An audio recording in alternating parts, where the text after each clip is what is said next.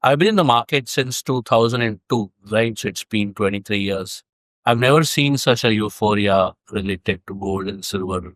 Everybody's suddenly asking about whether they should be investing in gold and silver. The way the prices have run up for gold and silver, I think the question is obvious.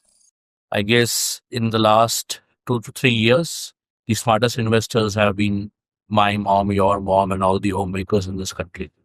How did we get here is the question that I sometimes wonder. Gold is understandable. A lot of people think the gold price appreciation happened because of the risk trade off that was happening. I quite disagree. What actually changed for gold was it never was a hedge against asset classes for the last many years. 2023 changed that for gold. When the Russia Ukraine war started, towards the end of 2023, US intervened and said to Russia, please withdraw from the war. Russia disagreed, as we know. And one of the most important steps that US took at that point is to freeze a lot of treasury assets that Russia was holding with US. As you know, globally, a lot of central banks hold US treasury assets or government bonds, as we call them. Now, when US took an action of freezing the treasury assets of Russia, that kind of sent a shockwave to the entire world. Other central banks started thinking, what if US does that with them also?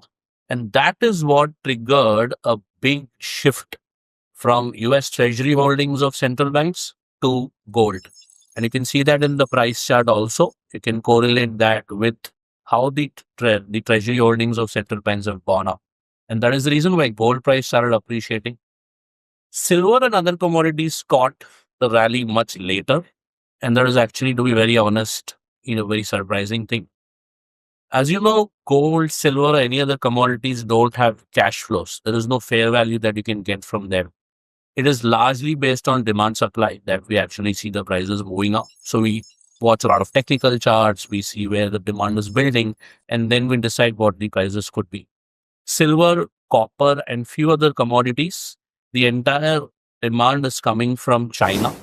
As you know, these are commodities we use in the EV segment, the solar industry, etc. So as a result, the demand has gone up significantly over the last couple of years. China is holding on to a lot of silver, copper, and other metals, and that is the reason why you're seeing the prices going up like it did.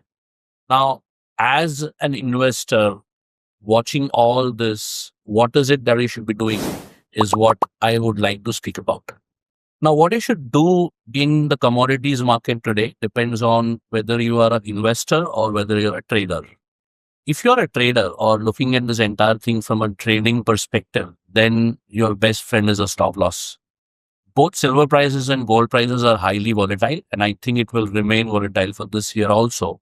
So as a trader, you're entering the market with a very clear view that prices may drop anytime by 5 to 10% even intraday. So what you should do is, based on your portfolio size, based on your trading book, keep a stop loss and please stick to it with discipline. A logical stop loss can be previous week's low on gold and silver. If you are a more aggressive trader, you can keep previous month's low as the stop loss. But if you're trading in this kind of a market and if you're not keeping a stop loss, it is probably going to be disastrous for you. If you're a long-term investor, you don't trade in the markets, you don't watch it every day, then the only reason why you should have gold and silver in your portfolio is for diversification. Asset allocation is a very important tool, as you all know. And one of the most logical thing to do is take some non-equity exposure also, which can be in the form of commodities. Within that, gold and silver is the most logical one. And if you're an investor, do not get caught on to this madness of volatility. Just look at what percentage of your portfolio is now in gold and silver. There is no right percentage allocation. You can always speak to your financial advisor about it, but ensure that you are keeping that percentage as a benchmark. Don't try and overgo and overboard on gold and silver just because the prices are going up. It can fall as fast as it is going up. The best way to invest in gold and silver could be through ETFs, exchange traded funds. Now, please remember, the best thing about exchange traded funds is that they're very liquid and they're also low cost. as compared to holding physical gold or physical silver. One of the things that a lot of people miss about exchange traded funds is that the secondary market prices of these ETFs are demand supply driven, and they're not logically the same as the underlying NAV.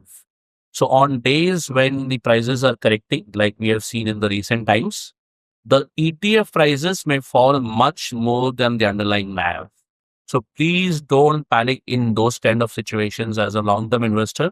Just keep one benchmark.